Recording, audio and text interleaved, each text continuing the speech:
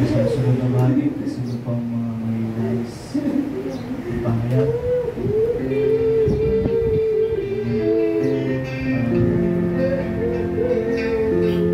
Panaginip, vision, na totoo, mas maganda na.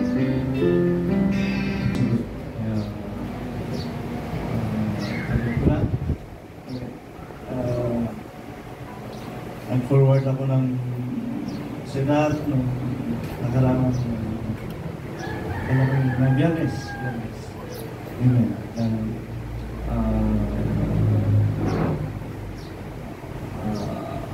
Nasabihan ako na umatin ng General Assembly ng Kooperatiba. Gusto nyo sumali? Kooperatiba? Open ba naman yata sila? Magkano ang pamiyembro sa kooperatiba? Gusto nyo rin bumili ng share sa kooperatiba? Para lumaloy ang pagpapala. Puri ng Panginoon. It has been started last 2022 yata? Or 22? Something like that. Nung nakaraang 2022, nagsimula ang kooperatiba. At yun na, hanggang ngayon ay nagpapatuloy.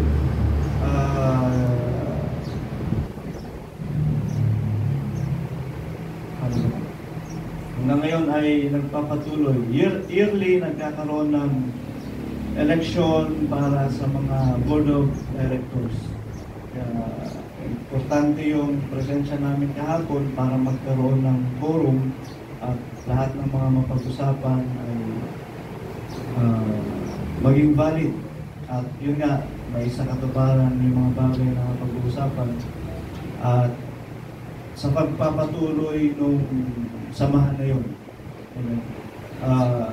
Ito ay sa sakripisyong pagpupursigi ni Brother Joe Pasawan. Brother Joe Pasawan. Siya yung chairman ng board at naglalakad ng mga dapat lakarin para ma-recognize tayo sa Department of Agriculture. Sa agriculture. So, sa agriculture siya kasi sa lupa ang ano natin. Yun. After 2 years ay naidulog tayo sa government at sinusuportahan naman na tayo ng government at sumusuportahan. Pero ito hindi ito church. Hindi ito church. Pero ang lahat ng membro ay puro kapatiran. Pero ang benefits ito ay sa mga kapatiran. Actually, inopen din nila ito sa mga komunidad ng Diaz. Dati, nagkaroon na ng membro na hindi kapatiran. Sumali din sila sa membership. Kaya lang, after a year, after 2 years, parang bumitaw sila. So, yung active member talaga ngayon ng buo, puros kapatiran. Mga kapatiran. May mga share na rin. So, lahat ng, I guess, 100 yata yung may share doon na alam. 100 members yung may share doon. Yung 100 members na may share doon, sila rin yung active na nandoon para ipagpatuloy yung samahan na yun. Kaya yung 100 na may share na yun, sila rin yung pwedeng i-nominate at i-elect para maging board of directors. Na-nominate din ako kahapon, kaya lang hindi ako na-elect. Hindi na-elect. So, ito na. Ito na yung assets ng ano ngayon, ng kooperatiba. Meron na yung mower, cultivator. Meron na silang cultivator na ibinigay ng government. Kaya lang sabi nila, isang gamit, pero ang gamit ay ano, hindi siya ganun na quality. Kailangan ipaayos para magamit ko rin. Pero at least meron na. Meron na rin yung kung sino gusto mag-business nung oven. May oven na rin doon. Baka gusto nyo magkinapayan. Mayroon na rin doon parang kasaba grater. Yung nag-slice ng kasaba para gawin kung ano-ano man. Sana yun na yung mga asset. Amen? Asset ng kooperatiba. At ito, mayroon ng worth 500,000 na lupa. Siguro nagbigay ang government ng pera para ipambili ng lupa na yun. At yun ay located doon sa lot 17, nakatabi ng lupa nila Pastor Efren. Hindi, kala ko nga dati doon mismo sa lot 17, pero hindi, katabi lang daw pala. So, doon itatayo yung swine, ang tawag doon, swine, yung project na yun. Amen? So, worth 500,000 na lupa, yun na asset ng kooperatiba. Amen? Ito pa, worth 10 million na nakapundo para sa pagpapagawa ng swine project. 10 million. Pagpapagawa ng swine project. Kaya lang yung pera na yun, hindi pwedeng kunin ng mga tao, kundi allocated talaga yun para doon sa swine project. Kaya pinag-usapan na kahapon kung kailan na siyang pagsisimulan dahil andun na yung pera, gagawin na lamang yung swine project na yun. So 10 million plus 500,000, meron pang worth 3 million na mga baka at walang kayang mag-manage, kaya binigay nila kay Pastor Efren. Reklamo naman si Pastor Efren kasi nga yung baka na yun imported, stress siya nung dumating sa Pilipinas. Kawawa, kasi kailangan mong pakainin, kailangan mong alagaan, ay dinadalo pa ng mga veterinaryo, ginagamot pa, kasi na-stress nga nung dinala dito sa Pilipinas, mainit. Hindi. Kaya ilan na daw yung bakang namatay? 11. Yung siyam na baka, yun ngayon yung pinagpapatuloy nila at may nanganak na rin daw yata kahit pa paano. So, nawa makarecover. So yung pagod ni Pastor Efren, yung hirap ni Pastor Efren, plus yung gastos niya, sabi niya, mahigit 1 billion na rin ang na gastos niya para sa mga sariling bulsa niya yun. Pag gusto niyo mag-apply, taga-gatas ng baka. Gusto niyo mag-apply, taga-gatas ng baka. Kasi yung mga dairy cow, yun yung mga baka na yun. Laking hirap din ni Pastor Efren kasi kung gaano kabigat yung baka, 10% ng bigat ng baka, yun ang kailangan kainin ng baka sa araw-araw. Kung 20 yun, ilang kilo ng binibilan nila ng mais, kung saan naghahanap sila, truck para lang may pakain doon. Ilang kilo ng kung anong pakain ng papakain mo doon araw-araw. So saan ka kukuha? Sabi niya, laki na rin ang ano niya. Baka gusto niyo rin bumili ng fresh milk. May kamahalan nga lang. Fresh, ano. Yun, gusto niyo mag-apply, ano, ng pag-atas ng baka. Ay, sawa-sawa kayo sa baka. Sa gatas ng sigurado. Mabago sa putis. Yun. Yun yung isa sa mga asset ng kooperatiba. At ano pa ba? Meron na rin kasyonhan kahit pa paano na pumapasok kahit wala pang nasisimulang business. Sabi nga nila, kung gusto nyong gamitin yung mga gamit na yun, pwede nyong kaya lang, for the members lang eh. Kaya kung gusto nyong mahiram yun, magpamembro kayo, tapos gamitin natin, tapos Kung ano man ang makitain doon sa ano na yun, pwede nating siguro in return may magbibigay tayo pang renta doon sa mga. So maraming napagkakabalahan, maraming pwedeng gawin doon sa lugar na yun. Amen. So yun yung mga napag-usapan, yung mga napagkasunduan. At ngayon ay nag-hire, gusto na rin nilang mag-hire ng, ewan ko kung consultant ba yun, gusto na nilang mag-hire ng consultant. Amen.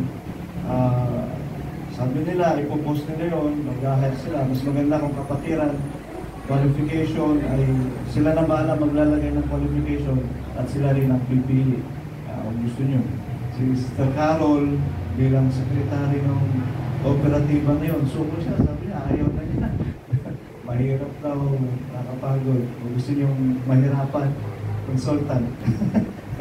Mag-apply kayong consultant. So, yun. Yung mga naging sa pindahapon. Kukuha na sila ng tao para bayaran, para manifesto yung mga bagay na mga bagay sa kooperatiba nila. So, may income na siya kahit paano. Hindi ko alam kung paano nagka-income eh. Wala pa namang business dun sa mga sa mga bigay-bigay ng gobyerno. So, pero yun ang Panginoon. Sa mga susunod, may bidding daw silang gagawin. Hindi pa alam kung saan yun. Pero sana pasimula na ng project yun. At kung mag-manifest yung swine project, ay medyo malaki-laking income din kahit pa paano. So, doon magsisimula yung pagpapalang darating. Amen. Kung matagal pa ang panahon, matagal pa ang Panginoon, may inaasahan tayong pagpapala. Kung dumating man na yung panahon, ay meron ng basement. Kasi yung soil na yun, parang underground yata. Sa ilalim gagawin para, sabi nila aircon pa raw yun eh. Kasi imported na mga soil yung dadalhin doon. Malalaki daw, parang baka kalaki yung baboy. Malaki nga income kung saan. Yun yung mga projects na i-provide ng government para sa kooperatiba. At isa pa na, ilang milyon na rin na worth coconut seedlings ang may pamigay para sa mga membro. Yung nyug namin doon na itanim, hindi ko pa nga nabibisita, pero sabi nila okay pa naman. Nakatayo pa naman yung iba. May mga hindi naiwasan, may mga namamatay. Pero karamihan ay tumubo. Marami-raming puno na yun. 140 na puno ng coconut. Ilang kapatiran ang nabigyan doon. So magiging coconut farm pagdating ng panahon. So marami tayong pagkukuhanan ng kung ano man sa mga darating na panahon. Maraming pwedeng gawin. Maraming produktong lalabas. At kasama na siguro yung mga bagay na tatanim natin. Itong tag-ulan na darating ay samantalay na natin ang pagtatanim ng mga puno-puno. Amen? So, yun po yung development na pag-usapan noon. It is kooperatiba, kaya lang paramihan kasi, lahat ng membro ng kooperatiba ay kapatid nito. Siguro dala ng Panginoon para dumalo yung mga pag-upala para sa salamat din sa Diyos. Amen? At isa pa sa mga pag-usapan natin ay yung ating Lord's Evening Meal sa Wednesday. Amen. Paano ating Lord?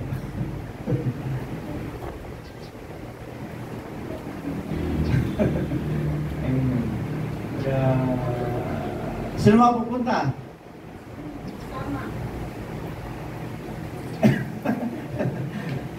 Para may bilang natin, ilan ang capacity ng sasakyan?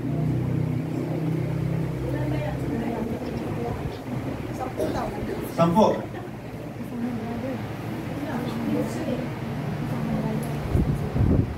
Sampo.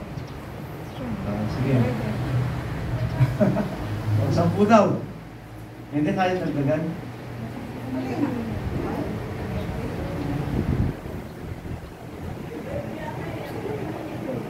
Ah, 12. Sige, siguro yung mga hindi kasya, siguro sa amin pwede rin para ma-accommodate lahat ng sasama. Ganun na lang, keep in touch. Martes, sana makuha na lahat ng sasama para kung sakaling hindi kasya, ilagay natin sa ibang sasakyan yung kaya i-accommodate. So, ilan lang kami? 5 kami? Pwede pa siguro 4. Pwede pa kami 4. Sakali. So, gano'n na lang. Magpa-lista na lang kay Atiglo. Anong oras ang start? Start doon kasi mga 6. Ano na yan? Call time. 6. Alis dito siguro mga 4. Malanganin. 3.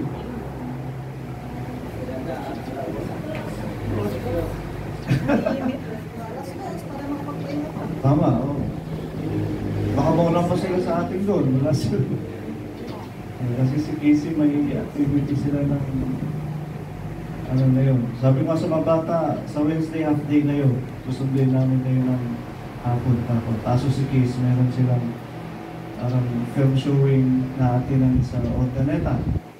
So, sana matapos yun ng 1. Daanan na lang namin siya doon. At diretso na kami lang po. Keep in touch lang, magpalistahan para alamin namin yung bilang kay Ating Lo.